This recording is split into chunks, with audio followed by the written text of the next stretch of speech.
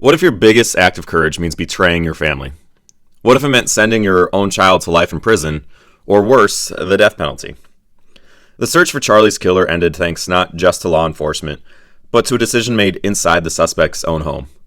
As police closed in on Tyler Robinson, it was a family member, confronted with a confession and the weight of the crime, who reached out for help, setting in motion everything that followed.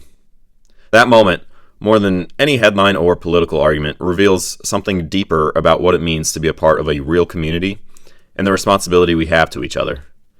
In a time when so many people ignore the warning signs and remain silent, this act shows what it means to place the well-being of your community alongside your family. The internet was filled with mixed reactions upon hearing the news that the assassin had been caught. Or to be more accurate, the mixed reactions were about how the killer was caught. For those who don't know, Tyler Robinson, the 22-year-old suspect, was essentially turned in by his father. Robinson either implied or flat out confessed to his father that he had killed Charlie Kirk. Rather than shield his son from authorities, Robinson's father encouraged him to turn himself in. When Robinson refused, his father convinced him to talk to his youth pastor, who happened to be a U.S. Marshal. That youth pastor was ultimately the one who contacted authorities. Among those mourning Charlie, most commended the father for taking action and starting the process that led to his son's arrest. But some others didn't agree. I saw one comment that read, "Pretty sure he's not going to get Father of the Year." And that response stayed with me and ultimately led to this video. Because my immediate thought was, why not? In my view, stepping up for what was right makes him Father of the Decade. At least that was my gut-level, instinctive reaction.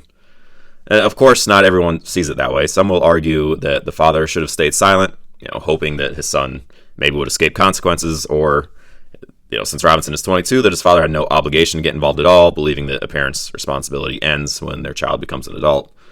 Others blame the father for turning in his own child, suggesting that his honesty condemned his son to severe punishment, maybe even the death penalty. And then there are even those who pin the son's actions on his father by blaming his upbringing, as if any parent can truly control every decision that an adult child makes. But here's the reality.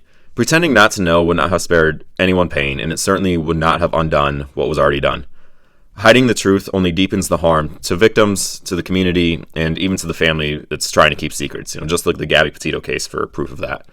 When tragedy strikes, it's not just about protecting your own. It's about upholding the kind of honesty and accountability that keeps communities safe. That's why at the hardest moments, a parent's role and a community's role go hand in hand. Making choices that, painful as they are, offer a path toward healing for everyone involved. Which is why one of the greatest problems facing America right now is the loss of a sense of community. A 2023 report from the U.S. Surgeon General documented how Americans are becoming dramatically less socially connected over time. Social trust has plummeted to historic lows. Only 34% of people now say that most Americans can be trusted.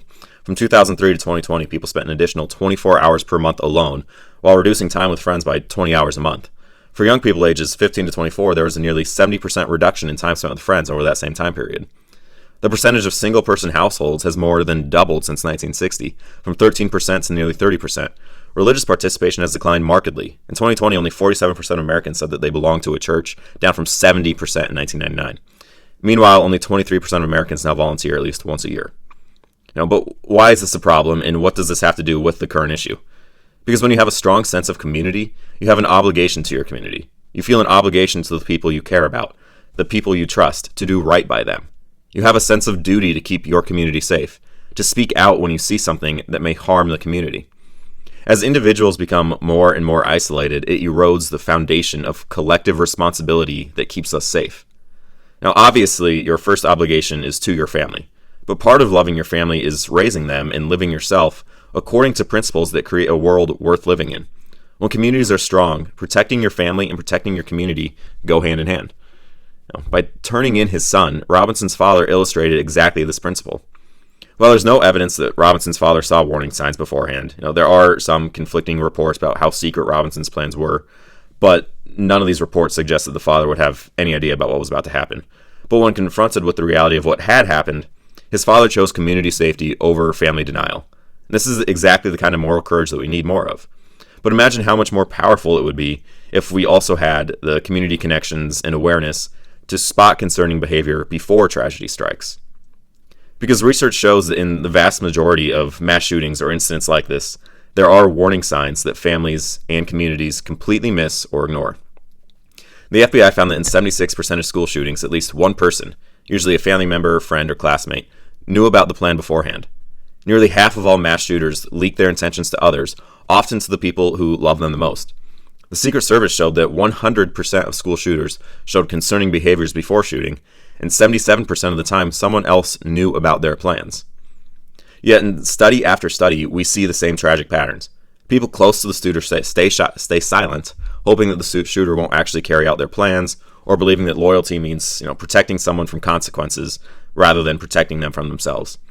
When communities are strong and connected, people feel both empowered to recognize those signs and obligated to act on them, not just after a tragedy occurs, but before one can unfold. And this protection works both ways, from family to community and community to family. When you have a strong sense of community, you as a family feel obligated to protect your community, and your community feels obligated to protect your family. When it comes to recognizing the warning signs, the family must speak up. But if you have a strong community, the community members can also speak up. And the family, being part of that community, will then listen to those concerns. What this does, when everyone is willing to speak up, is protect the would-be shooter. You're able to get the person talking, get them help, get them into therapy. If they need to be hospitalized while these behaviors and thoughts get worked out, then get them hospitalized. While no family ever thinks their child is capable of a terrible act, while no person thinks that their friend is capable of committing a horrible atrocity, you can take steps to get the warning signs worked out of the person before they escalate.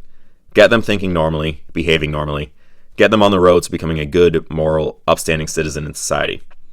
And a problem that I sense happening is that you listen to people like me preaching something like this, and you immediately think, oh, my child is too isolated, my child is weird, my child is whatever, but they would never escalate into something violent. Or my friend draws dark pictures, writes disturbing poetry, but they would never pick up a gun. And that's exactly the wrong mindset to have because you're fixating on the worst case scenario. What you need to be thinking about is simply helping your child or helping your friend. Not to prevent them from shooting anybody, but to help them out of whatever darkness they're feeling. To prevent them from hurting themselves. To help them live up to what they could become if they weren't struggling with these thoughts and behaviors. Rather than looking out for warning signs of a shooter, look for warning signs that your child, your friend, that kid at your church, or your neighbor won't be able to become a productive member of society. Shift the focus from a fear-based prevention to a care-based prevention. It's not just about preventing violence, it's about helping people who are struggling.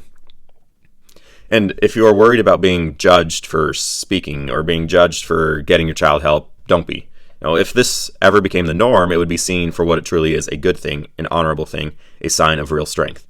Seeking help for your family isn't a mark of shame, it's proof you care enough to do what's best. Sure, you may not share every detail with everyone, and that's okay. But the people who truly matter will respect you for putting your child's well-being first, and one day our communities might see supporting each other as the ultimate badge of honor. So, what can you do now? Build a community. Go to church. And don't just attend, get involved in that church. Get involved in your kid's school. Volunteer your time in your city. Meet your neighbors. Host block parties. Do whatever you can to build a community. Robinson's dad was able to get Tyler to talk to his youth pastor. That happened because they had built those connections beforehand. Build connections between you and everyone in your communities. Build connections between your kids and those in your community. Find people you trust. Find people your kids can trust. Because here's what I realized while researching this story. Strong communities don't just happen by accident. They're built by people who choose to show up, people who choose to know their neighbors' names, people who choose to ask how someone's day is going and then actually listen to the answer, people who choose to be the kind of person others feel safe talking to when things get hard. The Robinson family had those connections when they needed them most. When everything fell apart, they had somewhere to turn. They had people they trusted. They had a community that would help them do the right thing, even when it was the hardest thing to do. And that's the world I want to live in. That's the world that I want my future kids to grow up in. Not one where we all live in isolation, hoping that someone else will speak up when they see the warning signs, or when they see someone struggling. But one where we know each other well enough to notice when something's wrong, and care about each other enough to actually do something about it. Start today. Start small, but start. Because the next time someone near you is struggling, the next time a family faces an impossible choice, the strength of the connections you build now may be what makes all the difference later.